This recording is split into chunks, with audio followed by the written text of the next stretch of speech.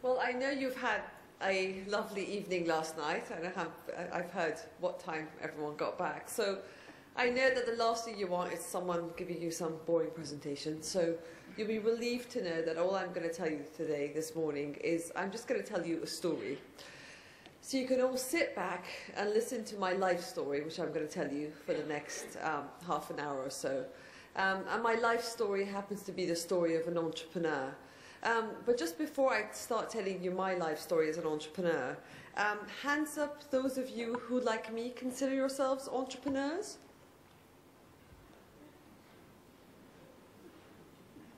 Well, I'll ask again. Hands up those of you who, like me, consider yourselves a tiny bit entrepreneurial. Well, for those of you that didn't put your hands up, no worries, because if someone had asked me to put my hand up 11 or 12 years ago as to whether or not I was an entrepreneur, I would have never ever put my hand up either. If someone ever asked me if I was creative, innovative, had any sort of leadership quality within me, I would have never ever put my hand up either. Because when I was growing up in the 80s, there was just about one person, it seemed, who was entrepreneurial or creative, and that was Richard Branson. And you sort of compare yourself to Richard Branson and think, well, there's no way I am like Richard Branson. A, I didn't make my first million selling sweets to the school playground. B, I didn't drop out of school in some controversial way. Richard Branson makes you feel like unless you dropped out of school, you're a complete loser, you know, with absolutely no creative leadership ability whatsoever. I didn't make any money peddling worms to my parents, so none of those kind of classic traits of really what a typical entrepreneur is. So I went, and instead of becoming an entrepreneur, I went and became the opposite of an entrepreneur. I became a solicitor. And what I believe in life is that ideally you should do something in life that suits your personality, so that kind of who you are and what you do are the same thing. So there's a bit of a mix. The fact that you guys could all have gone out and had a great party together, which just means with your colleagues, just with they're sort of like-minded, you can enjoy yourselves. And the problem I had being a lawyer is it just didn't suit my personality, because there are just about two things going for my personality. One, my optimism, the other, my enthusiasm. And very quickly I realized that unfortunately, just about the two qualities you didn't need to be a good solicitor were optimistic or enthusiastic. So I was sort of entirely wasting what I did. And because I couldn't be myself in my job, I had to sort of put the work face on. What happened was every single day when I went to the office, I felt as if I was leaving kind of 40% of myself behind in the fridge and taking on this other 60% persona. And I remember thinking it's such a waste. And I remember thinking, well, when you can't be all of yourself in your work, when you can't be your personality, you know, what your friends and family know at the weekends, the first thing that starts happening is you stop having fun. And I remember going to my colleagues and saying, guys, why can't we have fun at work? You know, why aren't we having fun? And I remember the answer they all gave me was, well, Sahar, they're not paying you to enjoy yourself. You know, who said work should be fun? And to this day, for me, success is not about power, it's not about money. True success is actually loving what you do, because let's face it, we're going to be working the best years of our lives, most of our waking hours.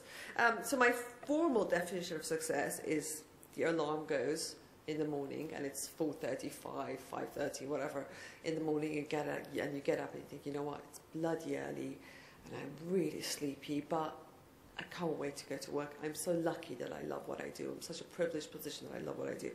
I was telling this to a very successful UK entrepreneur. He said, no, Sahar, the real definition of success is, sure enough, the alarm goes really early in the morning, and you get out of bed and you think, God, it's bloody early, I'm really sleepy, but I love what I do. I can't wait to go to work. I'm so lucky that I love what I do. But you can still afford to go back to bed. Is real success. But I mean, that was very much the whole sort of dream for me. But I never really thought it was possible, because I think, in a way, unlike what we are now in the companies you guys all work for, it's just, before, you know, anyone who worked in a company, you were sort of expected to leave your emotional baggage at the door. That's how it was. And very much like my dad's generation, that's how it was. I mean, you just couldn't you couldn't be you at the office. You had to be employee number, whatever. So things have changed a lot. But at that time, I remember I just kept thinking, okay, that's fine. That's a compromise. Therefore, this is work. And you know, it's like kind of sort of punishment for life. And every day when I went to the office, it really sort of felt like a kind of life sentence almost. And by the end of it, not being able to be myself, I'd sort of lost any kind of enthusiasm or optimism I had, and I'd sort of resorted to bitching by the water cooler at any given moment, involved in all sorts of office politics. But anyway, I was sort of stuck in what I call my comfort zone. And what I've learned in life is that whenever you're in your comfort zone, you've got to kind of constantly get yourself out of your comfort zone, because I find if you don't constantly move yourself and expand your comfort zone, expand the limits of where you're comfortable, something always happens and pushes you out anyway. As they say, some adversity breeds creativity, and I believe that. And I learned this the hard way. Kind of, they're stuck in this kind of rut in this law firm where kind of I wasn't going anywhere. I wasn't doing a good job of it. And something suddenly happened which sort of shook me up. I sort of got my wake-up call, in a way, my alarm call. What happened to me was, I come from a close family of four, my mum and dad, my brother and I. And in January 1993, my very healthy dad, who had actually just had a health checkup the month before, he died in front of my eyes of a stroke, just suddenly, overnight. And I just remember leaving the hospital next morning and coming back home. And it just dawned on me, sitting on my bed, I thought, actually, this whole idea of a comfort zone is actually a complete illusion. It's, in fact, this sort of complete false sense of security for anyone to remotely think they've got any sort of a comfort zone. So all I've just got to do is just, you know, I've got a short life, and I've just got to do something I actually love doing every day. So I love what I do, so I'm engaged in what I do. So I decided to leave this law firm. Had no idea what to do, where to go, but I just jumped, kind of, and I took this leap. I took the first leap of my life. And since taking my first leap, my motto in life has actually become leap, and that will appear. I can tell you, I've got this above my desk at home, and actually I have taken many, many leaps since. But just for today, I'll tell you the story of the first leap I took, which I call my Coffee Republic leap. Basically, left this law firm, had no idea what I wanted to do. I have a brother called Bobby, who features in my story, and Bobby is 4 years older than me. And he was working at the time in New York as an investment banker for, believe it or not, Lehman Brothers. And so I just thought, okay, let me sort of leave London, leave home, have a bit of change of air, use the fact that Bobby's in New York, kind of go there, and just sort of have a bit of change of perspective. And I remember I arrived in New York the very first morning. I had terrible jet lag, as one does crossing the Atlantic. And I was looking for a cup of, I thought, let me go and get a cup of coffee. And back then, America had such horrible coffee that even we could afford to make fun of American coffee, because basically you sort of went to a diner and then you get this like bottomless white mug, and they pour this sort of filter coffee, like brown liquid essentially, kind of into it. So I was looking for one of these diner cups of coffee. And I remember I was walking down Madison Avenue, and literally I was sort of hit by this wall of coffee beans. This sort of smell, I don't know, kind of, I'm sure you've all smelt now, this sort of smell of freshly ground coffee beans. And I remember I sort of smelt this wonderful freshly ground coffee beans on the pavement in Madison Avenue.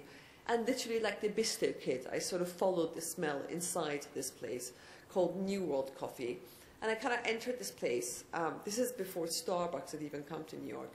And so I just kind of entered this place, New York Coffee, and I just fell in love with, you know, they had all this stuff about coffee beans on the wall. I went to order my drink, and lo and behold, they had cappuccinos with full-fat milk, skim milk, soy milk, always being on some sort of diet. I kind of couldn't believe you could get skinny cappuccinos, and basically kind of muffins, and everything was just different. All the kinds of sugar they had, all their cups were different.